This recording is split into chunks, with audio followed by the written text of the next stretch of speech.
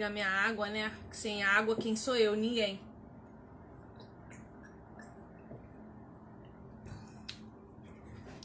E aí, queridas? Como é que vocês estão? Regina, Fabi, Ângela. Espero que vocês estejam bem. Quinta-feira, 7 da noite. Estou aqui para nossa live semanal. Preciso pedir desculpas, porque faz 2 semanas que eu não apareço, né? Na primeira semana eu precisei viajar, na quinta não consegui estar aqui. Semana passada a Regiane não se sentiu bem, não pôde estar aqui, e aí eu não quis fazer sem ela, não soube muito o que fazer, acabei não fazendo nada.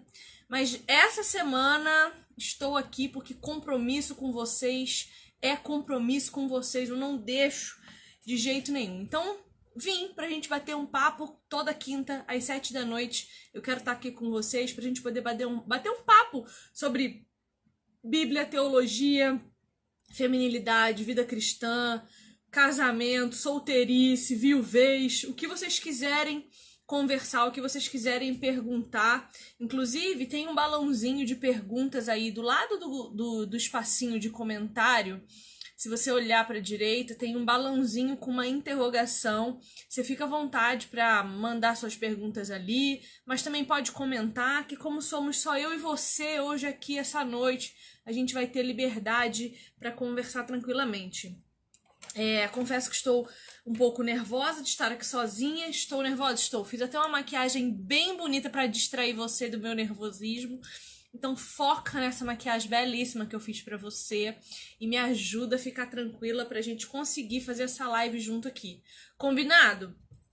Bom, a gente tá dando sequência aos nossos encontros, pensando a respeito dos assuntos que esse livro suscita pra nós. Mulher, sua verdadeira feminilidade, de 2 autoras muito consagradas, a Marian Cassian e a Nancy DeMoss. E elas suscitam muitos assuntos interessantes aqui no livro delas, né? E a gente não tá fazendo um estudo temático, né? A gente tá lendo o livro e aí os assuntos que vão surgindo no livro a gente vai discutindo e às vezes a live fica inteira numa linha só, porque eu quero mais é que a gente aprenda junto, cresça junto e possa, enfim, viver a vida. Já recebi até uma pergunta aqui, já vou responder. Mulher pode liderar a parte de ensino na igreja? A mulher pode ensinar na igreja, não tem problema nenhum. O que a mulher não pode é ser o governo, né? Ela não pode ser presbítera, não existe presbítera, não existe pastora enquanto ofício sacerdotal. O que existe é o dom de Jesus Cristo de pastorear. Então as mulheres, elas podem receber, se Jesus assim o quiser, o dom de pastorear, que é cuidar de pessoas, cuidar de outras mulheres, né? Por que a mulher não pode cuidar de qualquer pessoa? Porque não é prudente que uma mulher cuide de um homem, não é prudente que no gabinete pastoral fique lá uma mulher sozinha com um homem aconselhando. A gente não sabe se aquele homem tem problema com pornografia, a gente não sabe se ele é um estuprador que está chegando na igreja em busca de Jesus, a gente não sabe o que está acontecendo com aquele homem, às vezes o pecado dele é o adultério, e aí você vai ficar sozinha com esse homem, não é prudente. Então mulher aconselha e cuida de outras mulheres, certo? Assim como o homem também não é bom que fique sozinho com mulher nenhuma, mas geralmente o líder da igreja, o presbítero da igreja, ele, acompanhado de sua esposa, pode atender mulheres, né? Sozinhas, solteiras, viúvas, enfim. Então, a liderança da mulher, ela existe na igreja. A mulher lidera espaços, ela lidera circunstâncias. O que ela não lidera é a igreja como um todo. E não tem problema nenhum, o dom de mestre que Jesus dá também é um dom que não é restritivo a homens. Então, a mulher sim pode ensinar na igreja, contanto que ela não seja confundida com autoridade, tá bom? Tem uma live lá no meu YouTube, Viviane Enes, eu acho que é o nome do meu YouTube, que chama Mulher Pastora. Eu dou toda base bíblica para justificar porque eu não acredito em liderança feminina pastoral, presbitéria e nem diaconisa, tá? porque eu não acredito que a Bíblia não me dá fundamento para isso. Querendo mandar uma perguntinha, você que tá aí, usa o balãozinho de perguntas aí, que assim que der eu vou respondendo, tá bom? Então vamos lá, a gente chegou na página 101 do nosso livro de feminilidade e a gente estava falando, a gente está na semana 4, dia 3 do livro aqui, né? E a gente estava falando, vocês lembram que a gente estava falando que a serpente, ela nos instiga a fazer as coisas do nosso jeito. E a gente tá o tempo todo sendo permeado por esse desejo, né? De querer fazer as coisas do nosso jeito e não do jeito de Deus. Até porque, como a gente não lê a Bíblia com tanta frequência, não lê a Bíblia com tanta vontade, a gente dificilmente entende qual é a vontade de Deus que já está dita, já está posta, né? Esses dias perguntaram para mim como que a pessoa faz para descobrir o propósito que ela tem na vida. E aí, assim, não existe uma descoberta de propósito.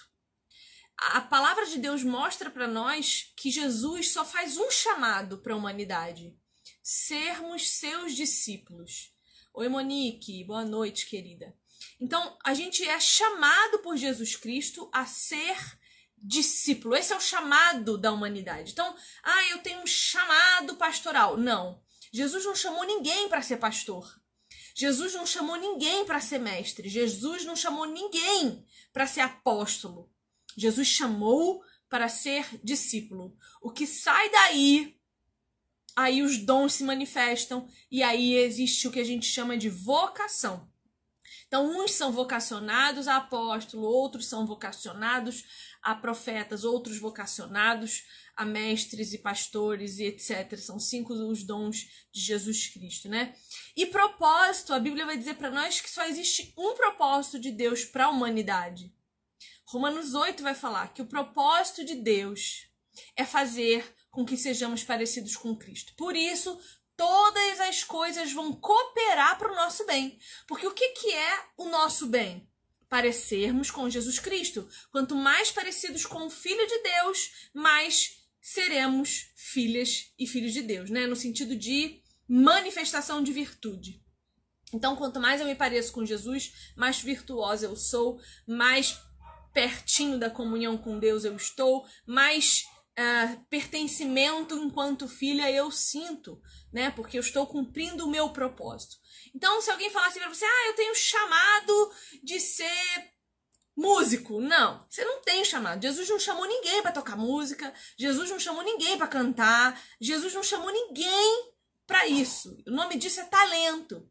Deus distribui pela graça comum, inclusive, porque se fosse um dom, ímpio não tocava música, ímpio não cantava, ímpio não dançava. Se fosse dom espiritual, só os espirituais teriam. O nome disso aí é talento. E esse talento está distribuído pela humanidade. A gente usa ele como a gente bem entender, de acordo com o nosso coração, de acordo com a nossa mentalidade. Ô, Ana, não fala isso não, minha filha. Eu fico constrangida. Que é isso? Meu Deus do céu.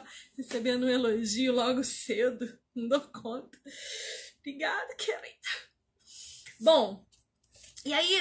O que a gente tem que pensar, né? Que Satanás vai dizer isso para nós o tempo todo. Olha, você tem direito, você tem poder, você tem potencial, você sabe tomar decisões, você não precisa dos palpites de ninguém.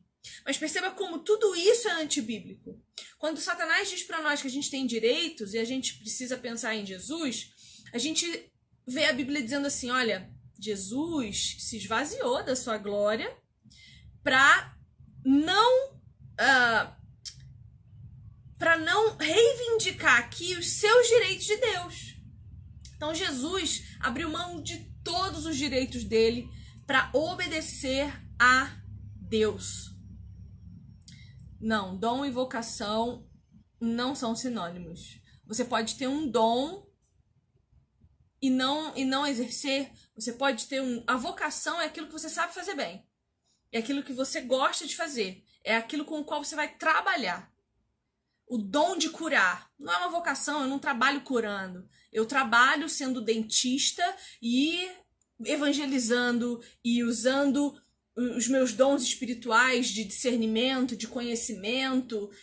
enfim, os dons, as virtudes do Espírito Santo para evangelizar ali onde eu estiver. Então, o dom, ele é feito para a edificação da igreja, para a edificação dos filhos de Deus, para a movimentação dos filhos de Deus de forma diferenciada. A vocação é aquilo que você vai fazer para trabalhar. Então, você tem a vocação de educadora. Você não deixa de ser cristão porque você é professor. Você leva as duas coisas juntos. Se lá você tiver a oportunidade de manifestar um dom, né? Às vezes o dom da palavra de conhecimento, às vezes você olha para uma criança, o Senhor te dá o conhecimento do que está acontecendo na intimidade dela, e você tem a oportunidade de ajudar, você tem a oportunidade de cuidar daquela criança, entendeu? Então, são coisas diferentes. Vocação é aquilo com o qual você vai trabalhar, seja na casa de Deus, seja na sua vida fora da igreja, porque existe vida fora da igreja, tá, gente? Vida cristã fora da igreja, existe. Então, Satanás diz para nós, você tem direito. Aí a gente olha para Jesus e ele se esvaziou completamente de todos os direitos dele para nos salvar. Aí a Bíblia diz, aí o Satanás diz assim, olha, você tem poder, você é poderosa. Aí a Bíblia diz para mim assim, quem tem poder é o Espírito Santo. E o Espírito Santo age através da palavra de Deus. E se você não tem se alimentado da palavra de Deus, o seu espírito não consegue ouvir o Espírito Santo, logo você silencia o Espírito Santo e o poder dele não age sobre a sua vida. Porque não tem como o Espírito Santo agir se nós não formos o agente pelo qual ele vai se embranhar na humanidade. Né? Jesus, ele age no meio do povo hoje através de nós, que somos o corpo dele. Nós somos o corpo de Cristo, certo? A igreja é o corpo de Cristo. Em comunhão, nós manifestamos a plena e perfeita movimentação de Jesus. Por que eu não tenho todos os dons de Cristo, nem todos os dons do Espírito Santo? Porque eu preciso fazer parte de um corpo. Se tudo estiver em mim, eu não preciso de corpo. E a Bíblia diz que nós fazemos parte de um corpo. E esse corpo só funciona bem se tudo estiver bem alinhado, para que as juntas se movimentem de forma adequada. E aí Satanás diz assim, olha, você tem potencial. Mas ele está dizendo para você, você tem potencial de crescer no mundo, de ganhar dinheiro, de enriquecer, de ficar milionário, de virar um youtuber famoso, de virar um funkeiro que tem tanto dinheiro e bebe tanto e apronta tanto que cai da janela do hotel. É isso que Satanás está dizendo para você. Aí o que Deus fala para nós através da palavra dele? Ele diz, olha, o seu potencial é ser como o meu filho Jesus. Quando eu olho para você, lavado pelo sangue dele, eu vejo o potencial de Cristo em você. Santifique-se através da minha palavra, porque a verdade é a minha palavra. Então, coma da minha verdade para que você manifeste verdade, para que o verbo se movimente dentro de você e você se pareça como Cristo. E aí Satanás diz assim, mas você sabe tomar decisões. E aí a palavra de Deus diz assim, a pessoa sábia pede a opinião dos mais velhos. A pessoa sábia, ela se submete à autoridade. O que é se submeter à autoridade? É saber que existe gente mais velha que você. Às vezes, essa pessoa mais velha não é nem mais velha em idade, mas ela é mais velha em experiência com Deus. Ela é mais velha em maturidade cristã. Eu aconselho mulheres 10, 20, 30 anos mais velhas do que eu. Eu não me sinto nessa autoridade, mas o meu conhecimento das escrituras me dá essa autoridade de aconselhar biblicamente uma mulher que tem 30 anos mais de experiência que eu, que é o dobro da minha idade quase.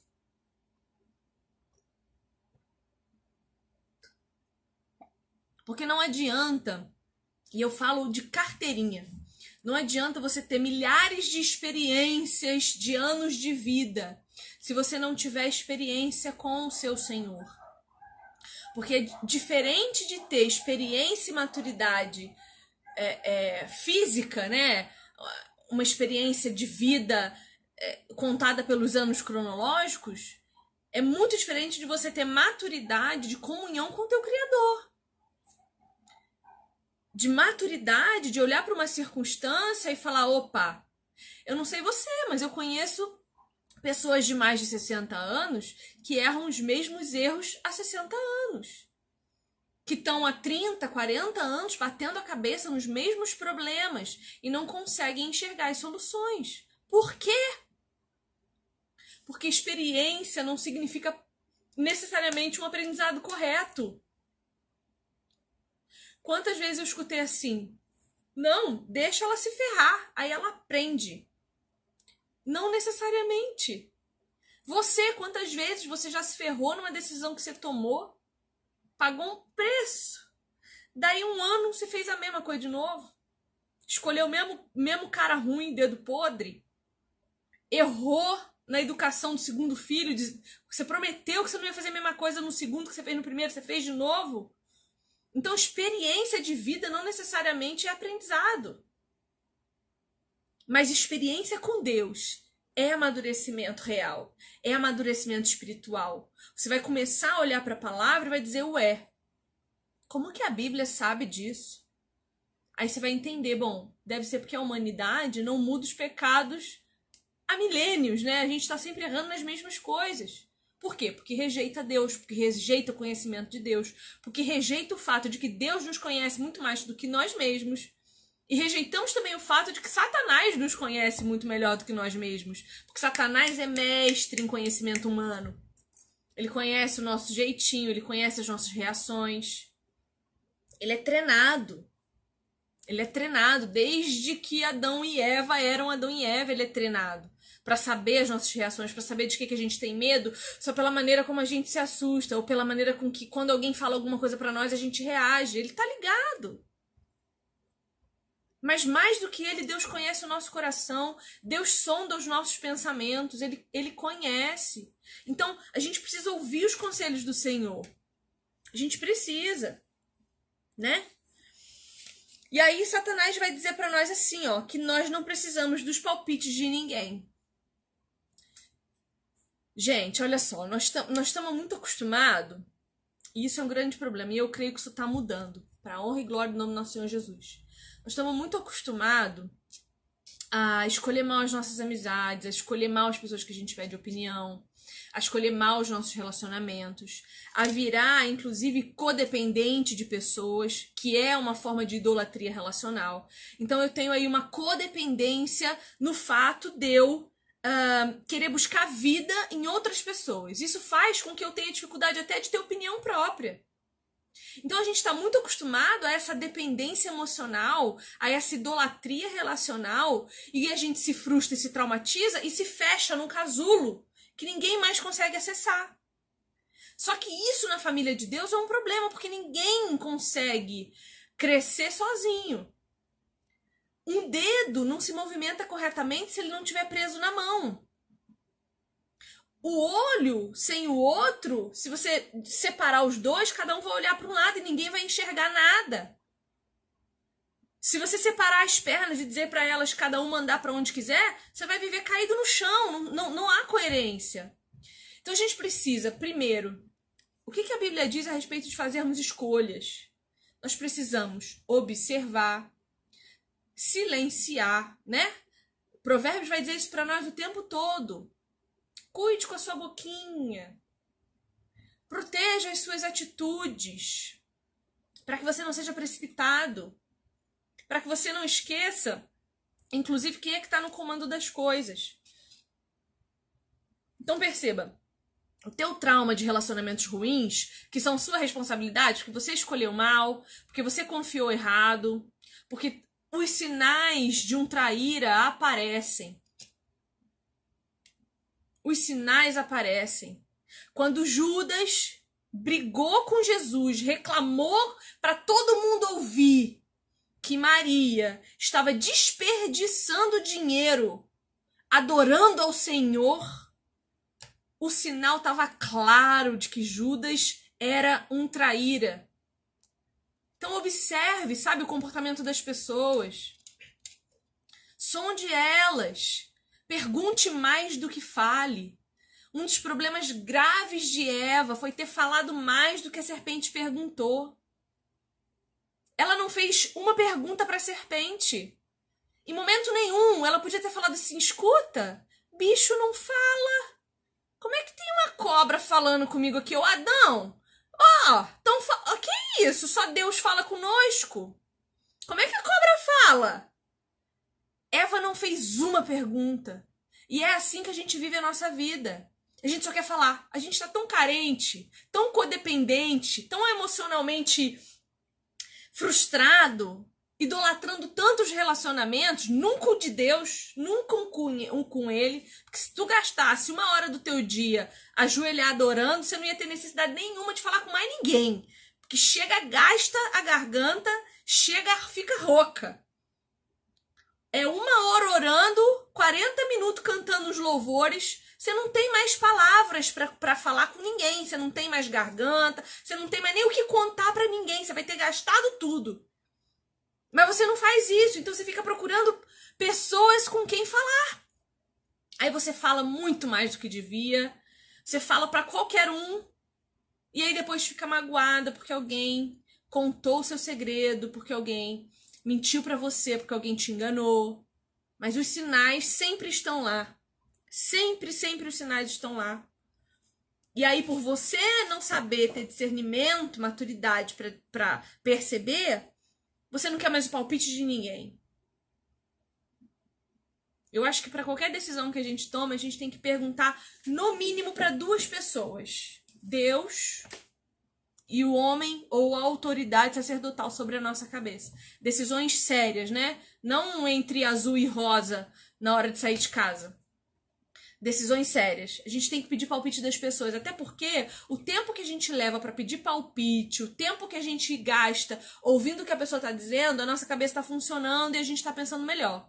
Isso vai evitar que você tome decisões por impulsividade, isso vai evitar que você seja precipitada, e isso evita arrependimento. Evita muito arrependimento. E essa é uma das diferenças entre você só viver e você ter uma vida melhor. Uma vida bem vivida.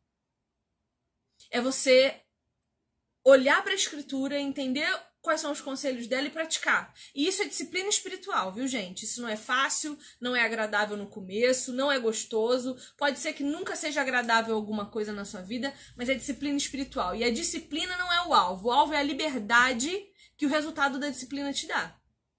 Então, hoje eu tenho que me disciplinar para ler a Bíblia. Ai, mas eu não tô com vontade. Não interessa. Se você vai sentar com a Bíblia na tua frente, você vai esperar pelo menos 20 minutos.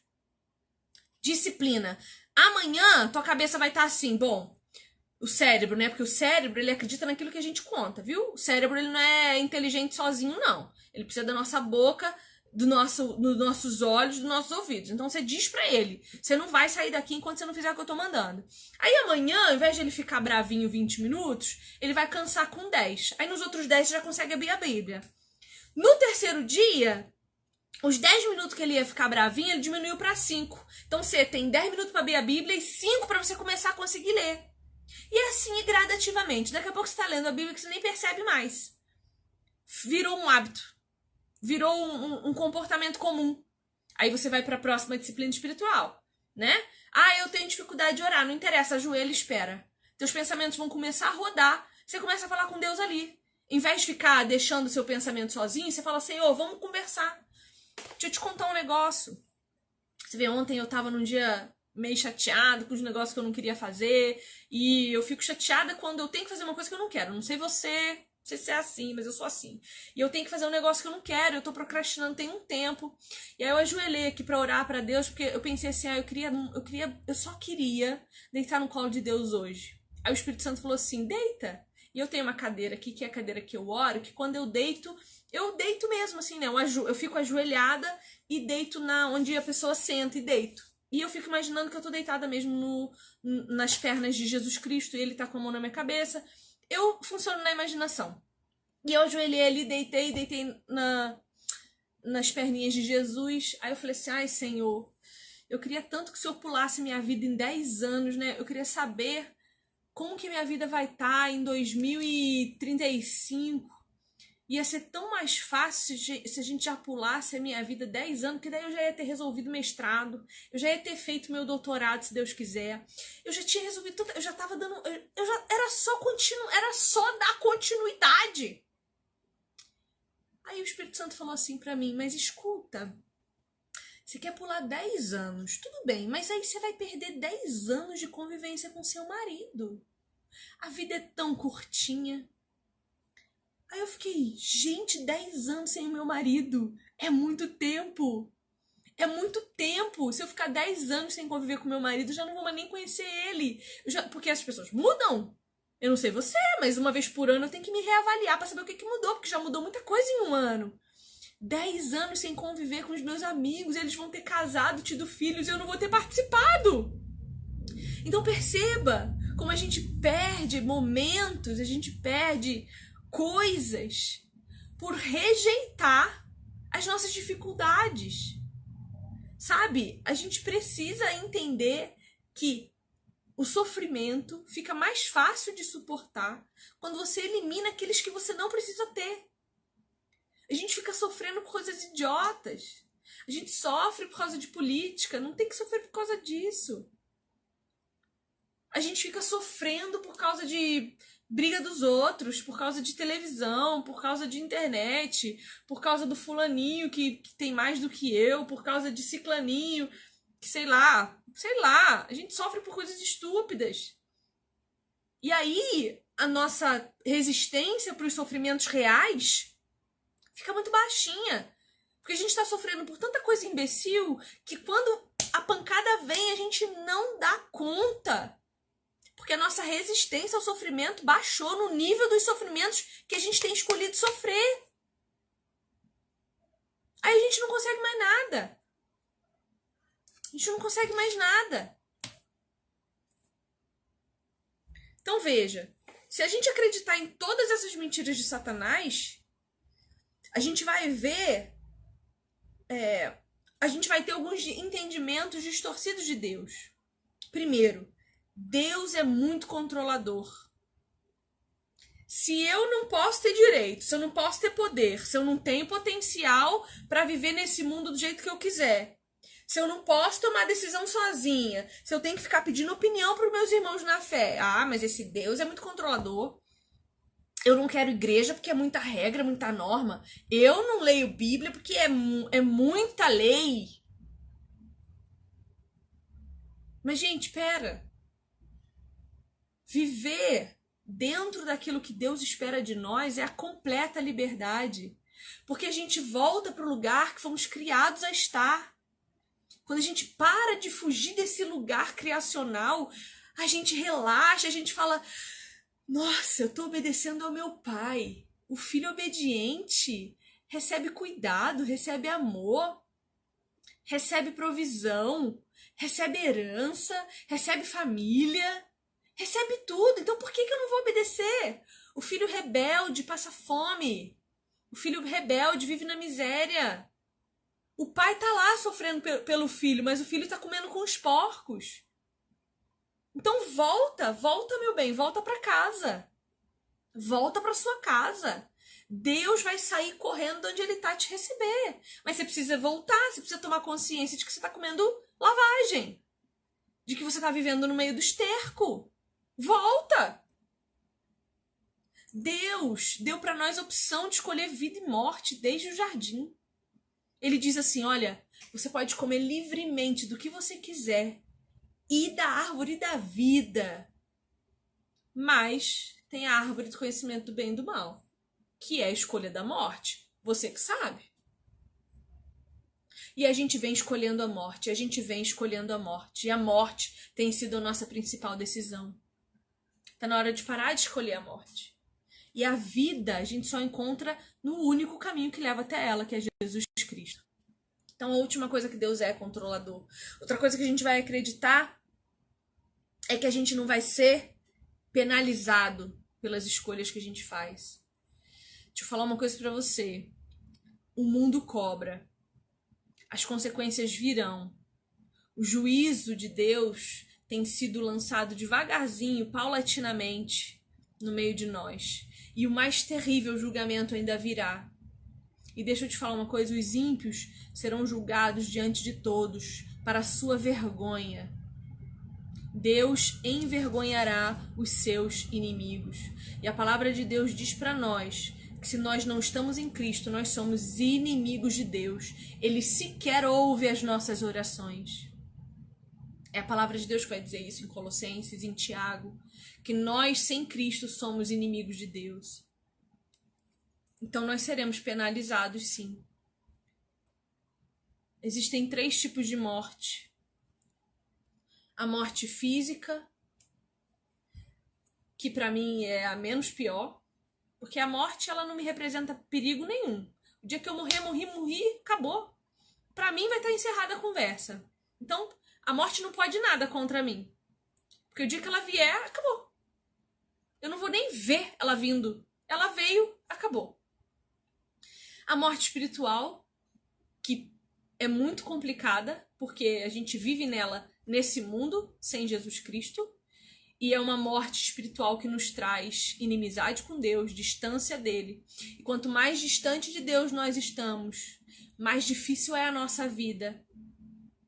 Porque eu posso ter dinheiro, eu posso ter fama, eu posso ter sucesso. Mas isso não preenche o meu coração. Eu vou falar sinceramente com você. Perceba, de verdade, seja crítico. Olhe as pessoas que você tem visto aí na internet, que tem bastante dinheiro, fama e recurso. Você acha mesmo que elas são livres? Elas viram escravas de si mesmas, primeira coisa. Elas viram escravas da sociedade que cobra delas respostas que elas não têm. Elas viram escravas das suas necessidades. Porque quanto mais elas têm, mais elas querem. Provérbios vai dizer... Eu tô lendo Provérbios. Não, pera.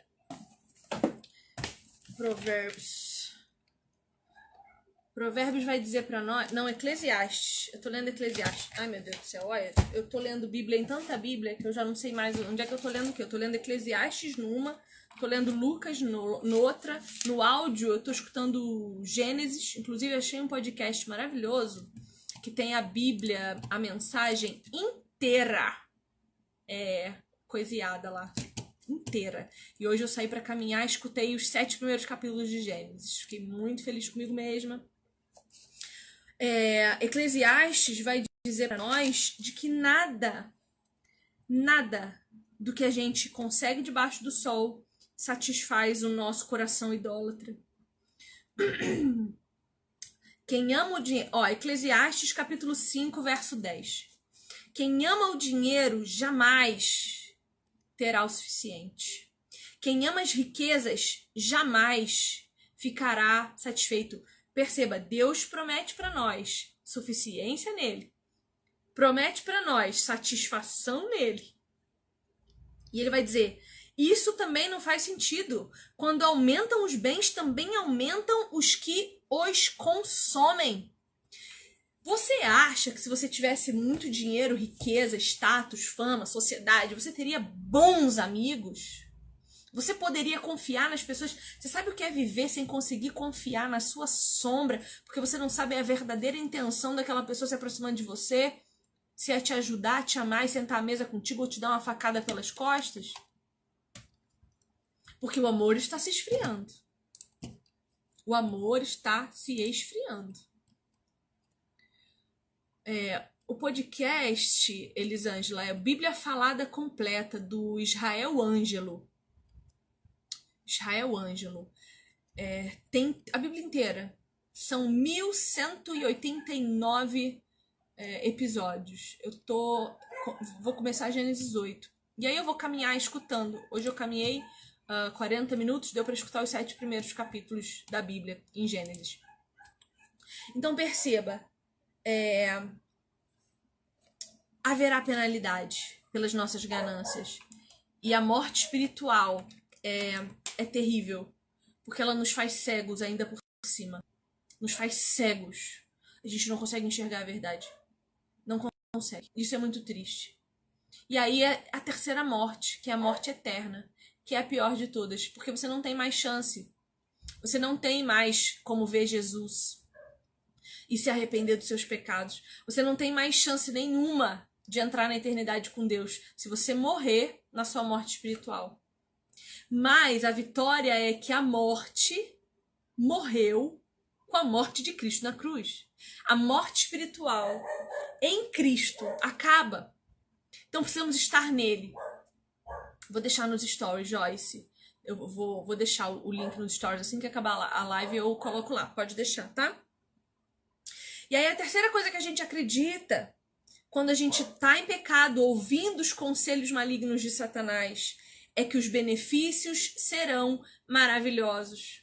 Porque a gente alimenta a nossa carne. Gente, e pecado é gostoso para nossa carne. É gostoso. Mas quem conhece a Jesus, no dia seguinte, se arrepende de um jeito terrível. E eu não sei você, mas eu já me arrependi de muita coisa. E não existe dor maior do que o arrependimento diante de Deus. A acusação do Espírito Santo mostrando para nós o nosso pecado é terrível. É terrível, né? Bom, aí porque a gente tá sempre achando o pecado atraente, inofensivo e promissor. Então, se a gente não conhece a palavra de Deus e não conhece o que ela diz sobre nós, sobre as nossas tendências, sobre o caráter de Deus, sobre as vontades dele, a gente vai estar vivendo no engano. E não tem nada pior do que viver dentro de uma mentira. Porque tudo é falso, né? E aí a gente cria um falso eu para viver dentro de uma falsa realidade.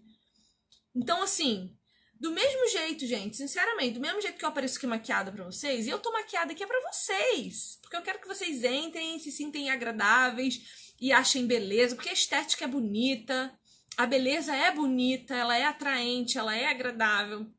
Mas se eu tiver que entrar aqui sem uma gota de maquiagem, pro meu ego isso não vai dizer nada. Eu entro igual, porque o mais importa pra mim o que eu tenho pra te dizer do que o que você tem pra ver da minha estética.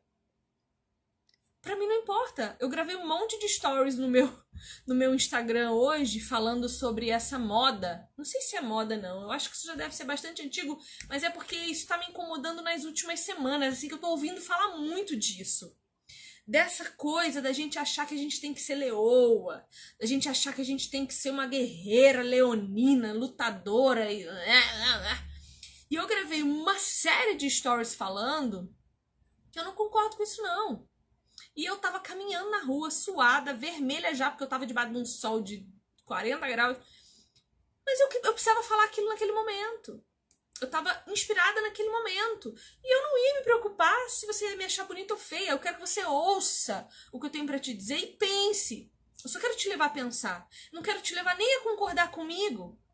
Mas eu preciso que você pense. A gente precisa voltar a pensar. Porque nós estamos ficando burro. A humanidade tá ficando burra porque tem preguiça de pensar. Porque tá tudo mastigado. Tá vindo tudo mastigado.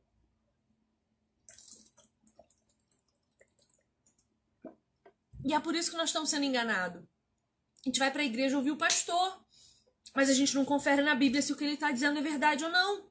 Aí a gente acredita em paternidade espiritual, aí a gente acredita em cobertura espiritual, aí a gente acredita que a evidência do Espírito Santo em alguém é o manifestar do dom de línguas. A gente acredita que dançar e bailar é bíblico. A gente acredita em uma série de coisas que a Bíblia jamais aprova.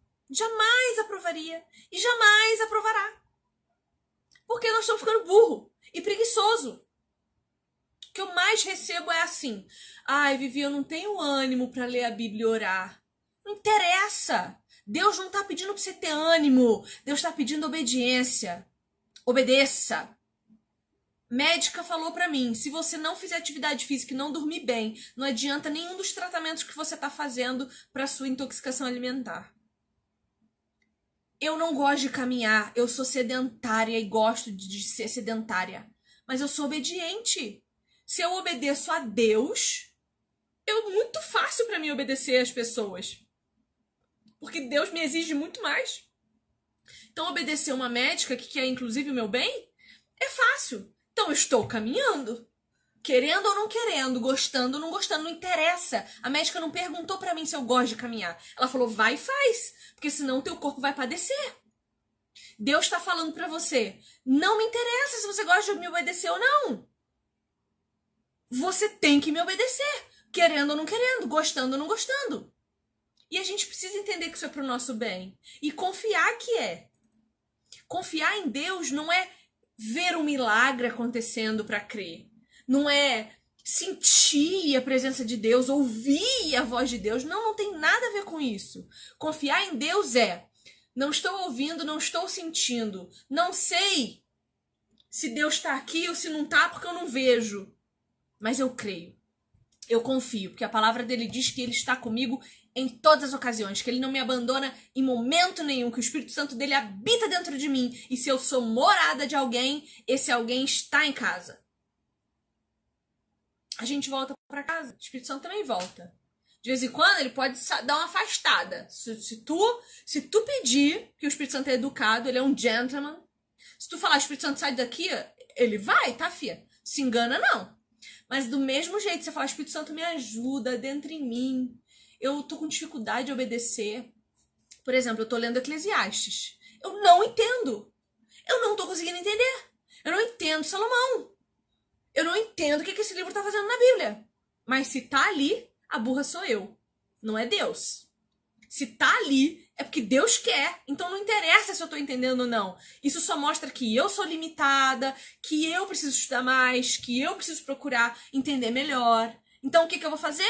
Eu vou comprar um livro expositivo de Eclesiastes. Inclusive, se alguém quiser me dar de Natal, tô aceitando já presente de Natal, o livro expositivo de Eclesiastes. Preciso. Eu vou buscar um comentário do tio Nico, do tio Nandes. Eu vou buscar quem está acima de mim em autoridade. Eu vou buscar os mais maduros, os mais velhos, e buscar conselho neles. E buscar a opinião deles. Porque isso significa maturidade.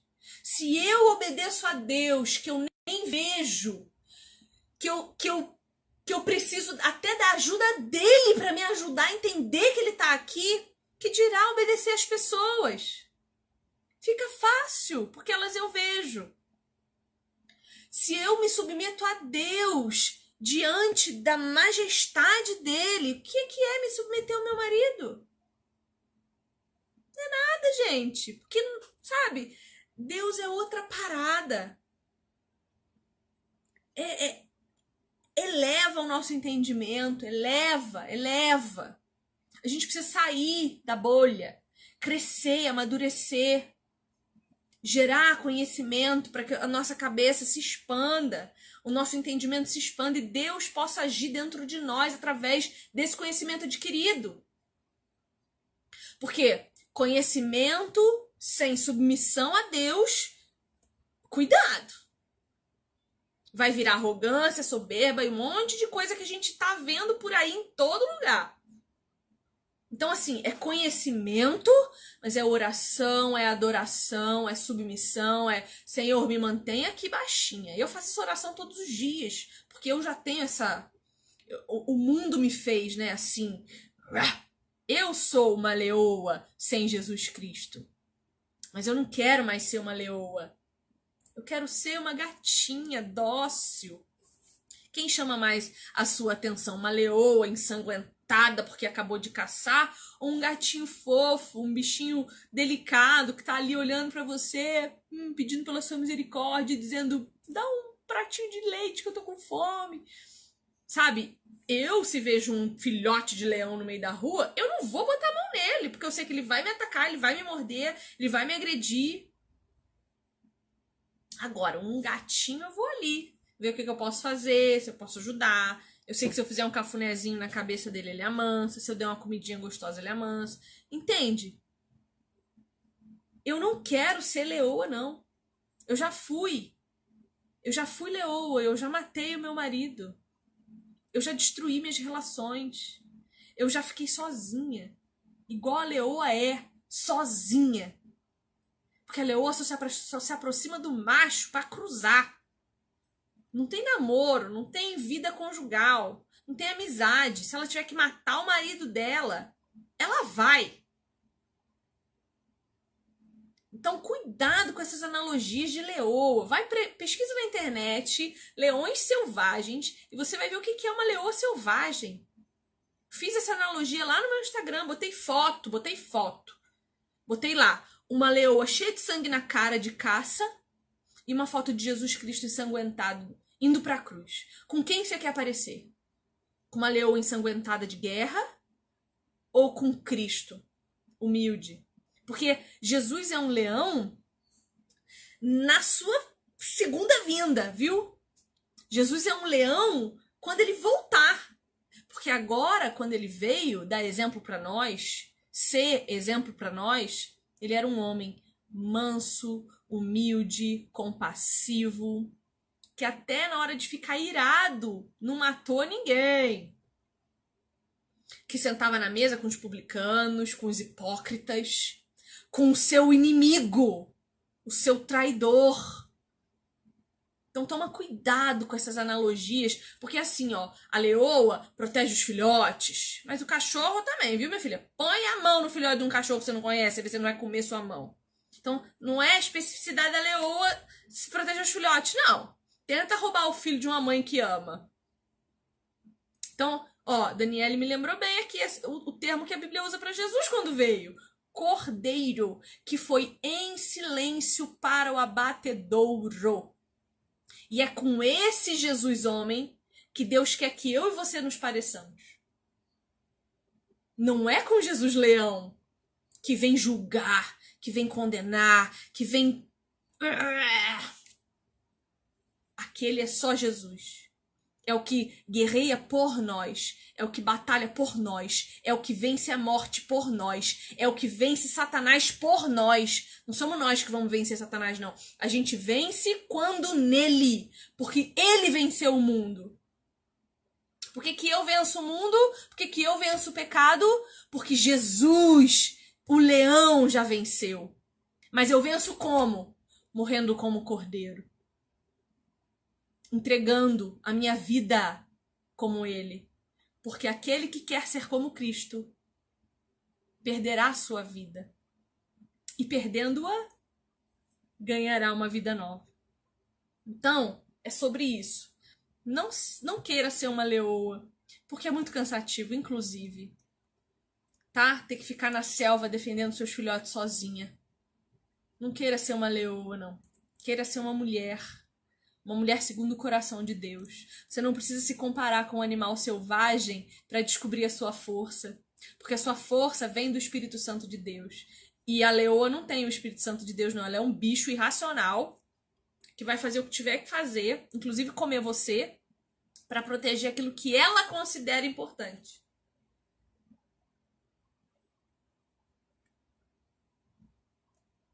Então não se compare com um bicho selvagem, você não é.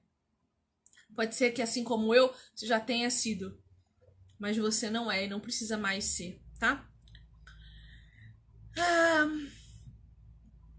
Que mais?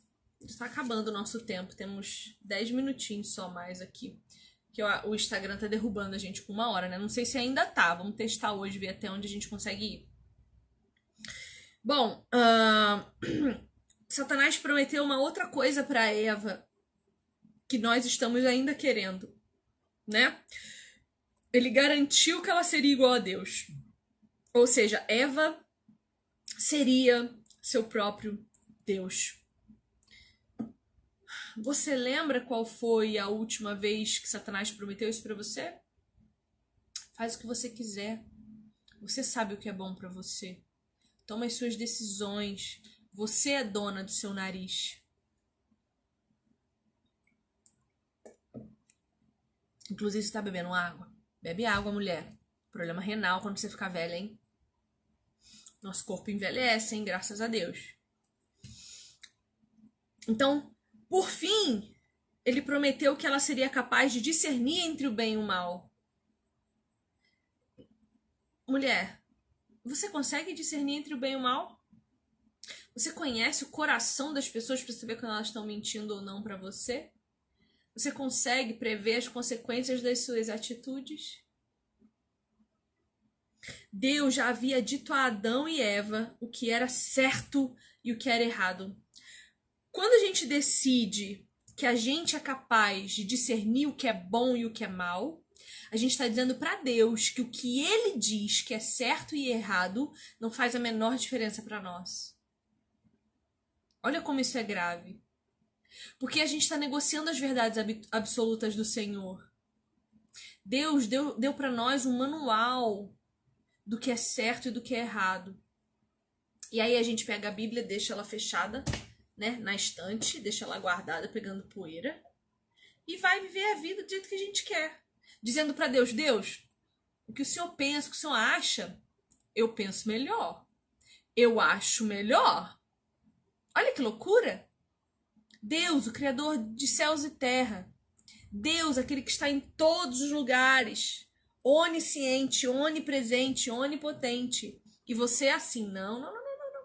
Isso aqui pode deixar. Ou pior, coisa que eu já fiz. Eu não vou incomodar Deus perguntando isso pra ele. Deus tem criança na África com fome pra resolver. Você já se sentiu assim? Me conta. Eu não vou incomodar Deus com a minha oração, não. Deus tem mais o que fazer do que ficar ouvindo as minhas petições. Que coisa ridícula. Quem sou eu pra pedir alguma coisa pra Deus? Você já se sentiu assim? Agora, deixa eu te falar uma coisa. Você orar ou não orar não muda nada. Para Deus, não muda nada. Deus não precisa de tempo para estar com você. Ele é o dono do tempo. Deus não precisa de espaço para estar com você. Ele é o dono de todas as coisas. Ele habita em você. Ele está em todos os lugares. Ele está dentro da sua cabeça. Ele está dentro do seu coração, se você assim o pedir. Deus não precisa nem de palavras para saber o que você pensa e o que você sente. Ele não precisa da sua oração. Ele não precisa nem de você. Quando Deus pede para você orar, e isso é uma ordenança, Jesus fala, quando vocês orarem, não é assim, quando der hora, ou se puder hora, não. É quando vocês forem fazer, orem assim. Pai. E é um Pai que é nosso, então já começa aí a comunidade. Então Deus está em nós, através de nós e na nossa comunidade. E por que você precisa orar? Porque quando você ora, e aí a oração tem um poder sobre nós, sobrenatural. Existem pesquisas científicas que mostram o quanto a oração influencia no nosso cérebro. Mexe com a química do nosso cérebro. Acalma, controla a ansiedade, libera hormônios do prazer. Falar com Deus. Você desabafa. Você confessa. E confessar, só confessar, minha filha, só confessar já é 2 toneladas saindo das tuas costas. Então, quando você se coloca diante de Deus em oração, você está dizendo para ele, Senhor, eu preciso de ti. Preciso do teu amor. Preciso do teu perdão, preciso da tua graça. E isso vai trazendo à tua memória aquilo que te traz esperança. Senhor, tu és bom, tu és magnífico. Obrigada pelo almoço que eu tive hoje com meu marido. Obrigada pela água que eu tomei. Tem gente sem água. Obrigada pela minha casa que me protege do sol. Obrigada porque eu tenho ainda saúde. Tem gente que não tem. Obrigada, porque eu tenho a opção de estar com uma intolerância alimentar e ter outra coisa para comer. E não ter que botar um tubo no meu nariz até o estômago. Obrigada, Senhor, pelos meus pais, pela minha família, ou pelo que você tiver que agradecer. Você se transforma quando ora. Então, Deus não precisa da sua oração. Você precisa orar. Então não tem a ver com a tua dignidade. Aí eu te faço uma pergunta. Você tem coragem de declarar que você é santa? Que você é justa? Porque eu tenho. Cristo habita em mim. Diante de Deus eu sou santa. Os meus comportamentos, a minha mente precisa ser santificada. Eu preciso continuar o meu processo de purificação pela palavra, santificação pela verdade que é a palavra. Mas diante de Deus, eu sou justificada por Jesus Cristo. Então eu não tenho mais medo. Eu não tenho medo diante de Deus. Eu tenho temor, reverência, respeito, que são coisas completamente diferentes. E eu peço a Deus para que esse temor aumente, para que essa reverência aumente, para que a minha fé aumente, para que as minhas competências de entendimento aumentem. Oi, Nath. Um beijo, meu bem. Então perceba, é uma questão de necessidade orar, não para Deus, para você. Então, não tenha medo de falar com Deus as suas necessidades. Ele já sabe. Mas quando você fala, inclusive, você vê o quão ridículo às vezes são as suas orações. Quantas vezes a gente não ora umas coisas ridículas e a gente fala, nossa, Deus, nossa, esquece, hein? Vixe, bobagem que eu falei aqui agora. E assim vai. Comunhão com o Senhor. Amizade. A gente não tá aqui conversando? A gente tá aqui conversando. Gente boas, nós. Com Deus é mais íntimo ainda, porque Ele pode estar olhando nos olhos de você. Eu não tô olhando nos teus olhos. Você tá olhando nos meus, mas eu não tô olhando pros seus olhos. Então você não sabe qual é a sensação. Mas Deus olha. Mais do que nos olhos, Ele olha no nosso coração. Isso é maravilhoso. O que mais o livro nos diz? Tá. E aí ele faz uma pergunta para nós na página 101. E eu acho que eu vou encerrar a nossa live com essa perguntinha. Em vista do que você sabe a respeito do primeiro homem e da primeira mulher que estiveram no mundo, por que você acha que Satanás foi passar a conversa em Eva e não em Adão? Se você tiver alguma ideia, manda no balãozinho de pergunta aí pra mim.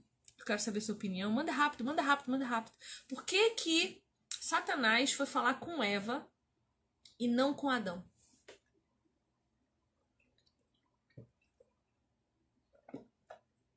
Será que é mais difícil enganar o homem? Será? Será que é por isso?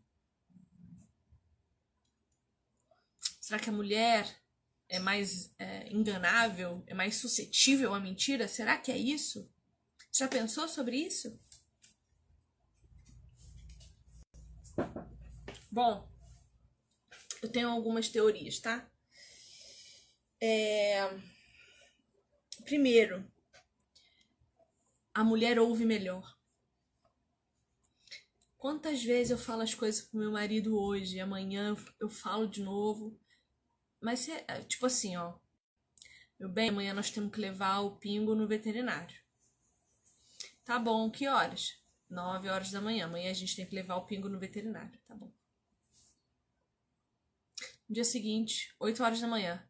Bem, vamos levantar pra levar o Pingo. Levar o Pingo? Aonde? No veterinário, meu bem. Não, mãe. Você me falou isso? Meu bem, falei ontem à noite. Mas eu não ouvi. Eu não sabia. Quantas vezes? Então, a mulher, ela ouve melhor. Ela ouve com mais qualidade. Por quê? Porque o nosso cérebro é programado por Deus para prestar atenção nos detalhes das coisas. Nós somos mais detalhistas, mais minimalistas, nós percebemos melhor as coisas, nós fomos criadas para gerar. Então, nós temos que perceber as nuances das coisas para conseguir prestar atenção. Olha o que a Elisângela tá falando, que a mulher se deixa levar pela conversa. Ela gosta de conversar, exatamente. A mulher, ela é mais responsiva. Ela vai responder a qualquer um que falar com ela. Ela vai contar, como Eva fez, né? Saiu falando da vida dela.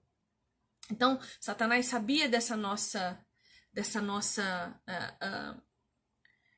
predisposição. Olha a Dani falando que Adão tinha mais intimidade com Deus, talvez fosse mais difícil dele cair. Dani, eu não acho que Adão tinha mais intimidade com Deus, porque a Bíblia não fala isso. A Bíblia fala que Deus vinha visitá-los na viração do dia. Os dois ouviam a voz de Deus e conversavam. Então, Adão tinha mais tempo de conhecimento, né? Bom, gente, eu vou deixar essa pergunta aqui para terminar essa live, porque o Instagram vai me derrubar em 10 segundos.